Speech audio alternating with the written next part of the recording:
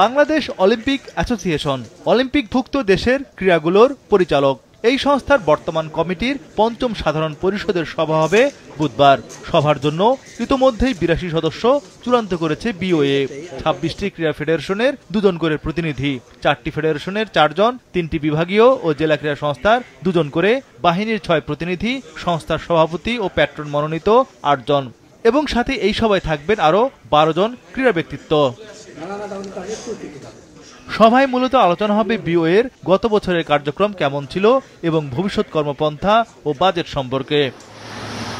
তবে বিওএর বর্তমান কমিটিতে বিভিন্ন কর্মকর্তা থাকা না থাকার যোগ্যতা নিয়ে ছড়ানো হচ্ছে নানা গুজব। অবশ্য বিওএর মহাপরিচালক অবসরপ্রাপ্ত ব্রিগেডিয়ার জেনারেল এবিএম শেফাউল কবির জানান, দেশের খেলাধুলার উন্নয়নে বিওএ গঠনতন্ত্র অনুযায়ী নির্বাচিত কমিটি দিয়ে পরিচালিত হয়। কমিটির সদস্যরা গঠনতন্ত্র অনুযায়ী নির্বাচনের মাধ্যমে ৪ বছরের জন্য নির্বাচিত হন। গঠনতন্ত্র অনুযায়ী এই কমিটির মেয়াদ শেষ হবে এবছরের ডিসেম্বরে। তাই ফেডারেশনের প্রতিনিধিত্ব না থাকলেও সদস্যদের গঠনতন্ত্র অনুযায়ী অবৈধ বলার কোনো ভিত্তি নেই। একটি মহল আইওসিতে বাংলাদেশকে নিষিদ্ধের পায়তারা করছে। সাধারণ পরিষদের এই সভায় অলিম্পিয়ান হিসেবে থাকবেন স্প্রিন্টার শিরিন আক্তার ও শুটার আব্দুল্লাহ হেল বাকি। আর অ্যাথলেট কমিশনের প্রতিনিধি হিসেবে থাকবেন চেয়ারম্যান ফরহাদ জেসমিন লিটি এবং সদস্য গলফার সিদ্দিকুর রহমান।